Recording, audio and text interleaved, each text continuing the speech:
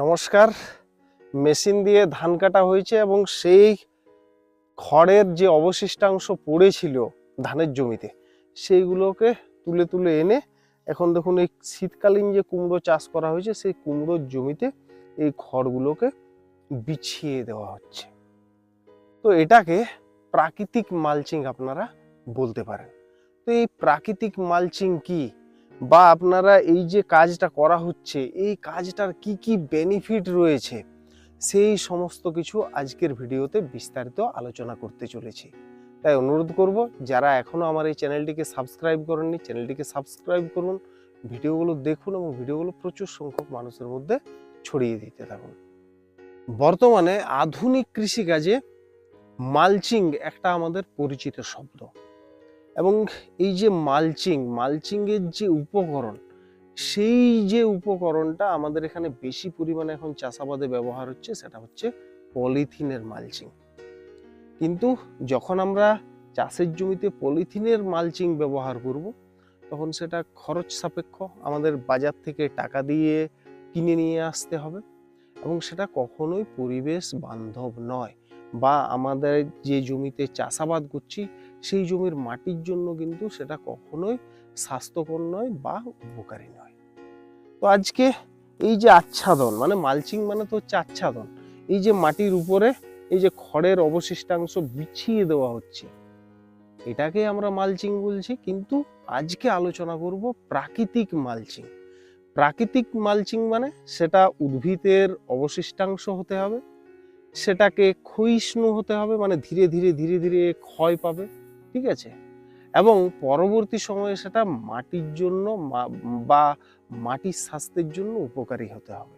এই এতগুলো শর্ত রয়েছে প্রাকৃতিক মালচিং এর। তাহলে প্রথমেই আসি, এই যে আমরা খড়ের মালচিংটা করব বা খড়ের অবশিষ্টাংশটা আমরা মাটির উপরে যে বিছিয়ে দেব, আমরা কি উপকার এখান থেকে পাবো? প্রথমত যে উপকারটা পাবো, এই রকম যদি আমরা কাজ করি তাহলে কি হবে, মাটির ময়েশ্চার মেনটেন করতে বা আর্দ্রতা ধরে রাখতে সাহায্য করবে। এমনিতে কি হয়, সূর্যের আলো যখন মাটির উপরে সরাসরি পড়ে ও মাটির মধ্যে যে আর্দ্র থাকে বা মাটির মধ্যে যে জলটা থাকে সেই জল বাষ্পীভূত হয়ে উপরে উঠে যায় এবং ধীরে ধীরে মাটি শুকনো হয়। তো যদি আমরা এইভাবে খড়ের আস্তরণ বিছিয়ে দিই মাটির উপরে, তাহলে সরাসরি সূর্যালোকটা ওই মাটির উপরে এসে পড়বে না এবং মাটি অত জলদি কিন্তু শুকনো হয়ে যাবে না।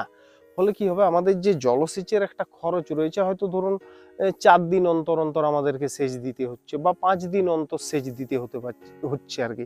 আমাদের পুরুলিয়াতে যেমন গ্রীষ্মে ধরুন 1 দিন 2 দিন পরে পরে আমাদের সেচের প্রয়োজন পড়ে, মাটি খুব জলদি শুকিয়ে যায়, ঠিক আছে, বা হয়তো আপনি বেলে মাটিতে চাষ করেছেন, খুব জলদি আপনার মাটি শুকিয়ে যাচ্ছে। তো যদি এই ধরনের মালচিং আপনার জমিতে করা থাকে তাহলে কি হবে, মাটির আর্দ্রতাটা ধরে রাখতে সাহায্য করবে, জলসেচের পরিমাণটা কমাবে এবং গাছের ওই যে মাটির মধ্যে যখনই আর্দ্রতা থাকবে, তখন ঠিকঠাক আর্দ্রতা যখনই থাকবে তখন কি হবে, গাছের শেকড় বৃদ্ধিতেও কিন্তু খুব সুন্দর সাহায্য করে। আর কি হয়, গাছ হেলদি হয়, স্বাস্থ্যবান হয়। এই উপকারটা আপনারা প্রথমত পেয়ে যাবেন। দ্বিতীয়ত যে উপকারটা পাবেন সেটা হচ্ছে মাটির তাপমাত্রা নিয়ন্ত্রণ করতে পারবেন। গ্রীষ্মের সময় মাটি আমাদের অত্যধিক উত্তপ্ত হয়, তো যখন এইরকম খড়ের মালচিং করা থাকবে তখন কি হবে, সরাসরি এতটা মাটি কিন্তু উত্তপ্ত হতে পারবে না। আবার শীতে কি হয়, এমনিতেই মাটি ঠান্ডা থাকে, যখন এর উপরে খড়ের মালচিংটা আমরা বিছিয়ে দেবো বা এই আচ্ছাদনটা বিছিয়ে দেবো তখন কি করবে, ওই যে অতিরিক্ত তাপ সেটা কিন্তু বাষ্পীভূত হয়ে যেতে পারবে না বা বিকিরিত হয়ে যেতে পারবে না। সেই তাপটা এই খড়ের এই কুটোগুলো কি করবে, ধরে রাখতে সাহায্য করবে, ফলে মাটি উত্তপ্ত থাকবে। তাহলে শীতকালে অতিরিক্ত ঠান্ডার কারণে যে গাছের বৃদ্ধিটা দেখবেন থেমে যায় বা খুব ধীরে ধীরে হয়, সেটা কিন্তু খুব ফাস্ট হবে। এই যে মালচিংটা করে রাখবেন, এর ফলে এ মানে আপনার টেম্পারেচারটাকে হোল্ড করতে সাহায্য করবে, তাপমাত্রাটাকে ধরে রাখতে সাহায্য করবে, ফলে আপনার গাছের গ্রোথ খুব সুন্দর হবে শীতকালে। আর গ্রীষ্মকালে তার উল্টোটা হবে, মানে অতিরিক্ত তাপমাত্রাটা থেকে আপনার মাটিকে বাঁচাবে, ফলে গ্রীষ্ম আপনার গাছের কিন্তু বাড়বাড়ন্ত খুব দারুণভাবে বজায় থাকবে। মানে আপনারা বলতে পারেন এটা একটা প্রাকৃতিক এসি, ঠিক আছে, গ্রীষ্মকালে ঠান্ডার কাজ করবে, ঠান্ডার কালে গরমের কাজ করবে। তৃতীয় নম্বর যে বেনিফিটটা আপনারা পাবেন, এ কিন্তু আগাছা নিয়ন্ত্রণকারী হিসাবে কাজ করবে। আমরা এখন প্রতি বছরেই যতবার আমরা জমিতে চাষ করছি বিভিন্ন ফসলের, ততবারই আগাছা এত পরিমাণে জন্মাচ্ছে এবং সেই আগাছাকে কন্ট্রোল করার জন্য আমরা আগাছানাশক ব্যবহার করছি, সেখানেও আমাদের টাকার খরচ হচ্ছে। পাশাপাশি কি হচ্ছে না, বছরের পর বছর এই যে এত আমরা আগাছানাশক জমিতে স্প্রে করছি, এটা আমাদের স্বাস্থ্যের জন্য ক্ষতিকর। এবং ইদানিংকালে বিভিন্ন রিপোর্ট প্রকাশিত হচ্ছে এই আগাছানাশক পরোক্ষভাবে কিন্তু ক্যান্সার, কৃষকদের ক্যান্সার, যে শরীরে ক্যান্সার বাসা বাঁধছে তার জন্য কিন্তু পরোক্ষভাবে দায়ী। ঠিক আছে, তাহলে এই একটা বড় ঝুঁকি রয়েছে কৃষকদের জন্য। পাশাপাশি কি হচ্ছে, মাটির স্বাস্থ্যের অবনতি হচ্ছে বছরের পর বছর আগাছানাশক ব্যবহার করার জন্য। তো এই যে আমরা এখানে খড়ের মালচিংটা বিছিয়ে দিচ্ছি, এর ফলে কি হবে, আর আগাছা কিন্তু সেভাবে বার হতে পারবে না, মানে ওখানে সূর্যালোক পৌঁছাবেই না। তাহলে কিভাবে মানে ওর বীজের অঙ্কুরোদ্গম ঘটবে বা ওদের বাড়বাড়ন্ত হবে, ওর উপরে তো ঢাকা দেওয়া রয়েছে, তাহলে আগাছার বাড়বাড়ন্ত একেবারেই হবে না। এবং আপনারা বিনামূল্যে কিন্তু খুব সুন্দরভাবে আগাছাকে কন্ট্রোল করতে পারবেন। চতুর্থ নম্বরে যে কাজটা করবে সেটা হচ্ছে মাটিতে উপকারী জীবাণুর সংখ্যা বাড়াবে এবং কেঁচোর সংখ্যা বৃদ্ধিতে সাহায্য করবে। এই যে খড়ের মালচিং এখানে দেওয়া রয়েছে, এর নিচে এই যে অন্ধকারাচ্ছন্ন পরিবেশ পাবে এবং ওই যে বললাম যে মাটির আর্দ্রতায় ধরে রাখতে সাহায্য করবে, ওই যে নিচে একটা স্যাঁতস্যাঁতে আবহাওয়া বিরাজমান করবে, এর মধ্যে কি হবে, মাটির মধ্যেকার থাকা যেগুলো আণুবীক্ষণিক উপকারী জীবাণু, সেই তাদের কিন্তু উপস্থিতি জমির মধ্যে বেড়ে যাবে। কেঁচোর পরিমাণ কিন্তু জমিতে বেড়ে যাবে, ফলে কি হবে, আপনার মাটির স্বাস্থ্য দিনকে দিন ভালো হবে এবং আপনি যে ফসলেরই চাষ করবেন সেই ফসলে কিন্তু খুব সুন্দরভাবে আপনারা চাষ করতে পারবেন। এবং সেখানে আপনাকে রাসায়নিক সার যে এত প্রয়োগ করছেন, এত পিজিআর প্রয়োগ করছেন, এইগুলোর কম প্রয়োগ করেও দেখবেন যে যে ফসলেরই আপনারা চাষ করবেন, যখনই মাটির স্বাস্থ্য ভালো হবে তখন অটোমেটিক্যালি দেখবেন গাছের চেহারা ভালো হচ্ছে, অল্প সারেই খুব কাজে লাগছে এবং খুব ভালো রেজাল্ট আপনারা পাবেন এবং খরচও আপনারা অনেকটাই কমাতে পারবেন। পঞ্চম নম্বরে বা সবচেয়ে ভালো বেনিফিট যেটা পাওয়া যাবে, এই যে এটা উদ্ভিদের অবশিষ্টাংশ এবং এ ধীরে ধীরে ধীরে ধীরে কি হবে, পৌঁছবে এবং পৌঁছে কি হবে, আস্তে আস্তে আস্তে আস্তে মাটির সাথে মিশে যাবে, মাটিতে হিউমাসের পরিমাণ বাড়াবে। এবং যখনই আপনার মাটিতে এই ধরনের জৈব পদার্থগুলো যখন পৌঁছবে, হিউমাস সৃষ্টি হবে, তখন মাটির মধ্যে কিন্তু মাটির যে গুণগত মান বা মাটির উর্বরতা শক্তি বেড়ে যাবে। ফলে আপনারা যে ফসলেরই চাষ করবেন সে ফসলের চেহারা ঝাঁ চকচকে হবে এবং বাড়বাড়ন্ত খুব সুন্দর লক্ষ্য করা যাবে। 6 নম্বরে যে উপকারটা আপনারা পাবেন সেটা হচ্ছে আপনার যে ফসলটা চাষ করেছেন তার কোয়ালিটি বৃদ্ধিতে সাহায্য করবে।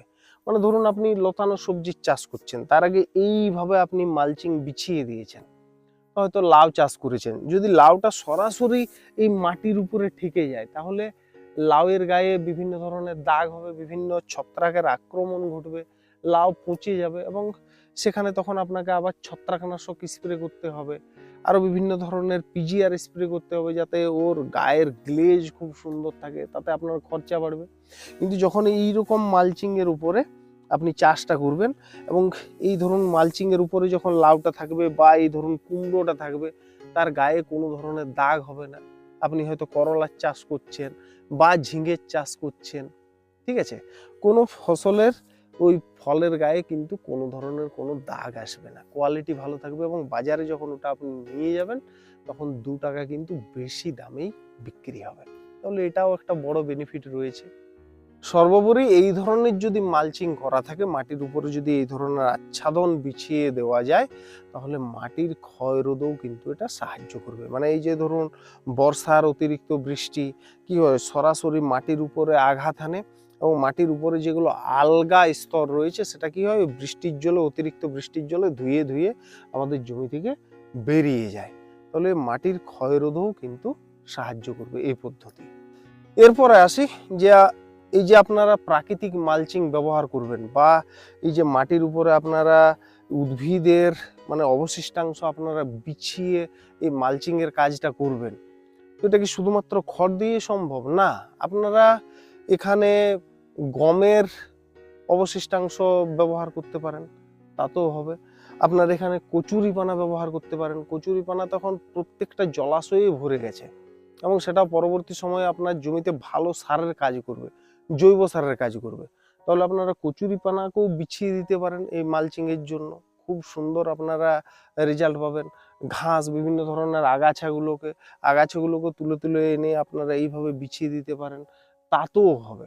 ঠিক আছে, এবং সব থেকে বড় বলছি এখন হচ্ছে ওই যে কাশ ফুল বলে না, সেই কাশ ফুলের যে অংশগুলোকে ওইগুলোকে যদি আপনারা কেটে কেটে এনে বিছিয়ে দিতে পারেন, তো তাহলে প্রাকৃতিক মালচিং ওটা দারুণভাবে আপনারা করতে পারবেন, কোনো টাকা খরচা করতে হবে না। এই যে ধরুন খড়, আমাদের পুরুলিয়াতে প্রচুর পরিমাণে গবাদি পশু রয়েছে, তাহলে গবাদি পশুর খাদ্য হিসাবেই তো খড়টা বেশি পরিমাণে ব্যবহৃত হয়। তাহলে সেখান থেকে বাঁচিয়ে এই খড়কে জমিতে ব্যবহার করা আমাদের বিশেষ করে পুরুলিয়ার জন্য একটা বড় চ্যালেঞ্জ।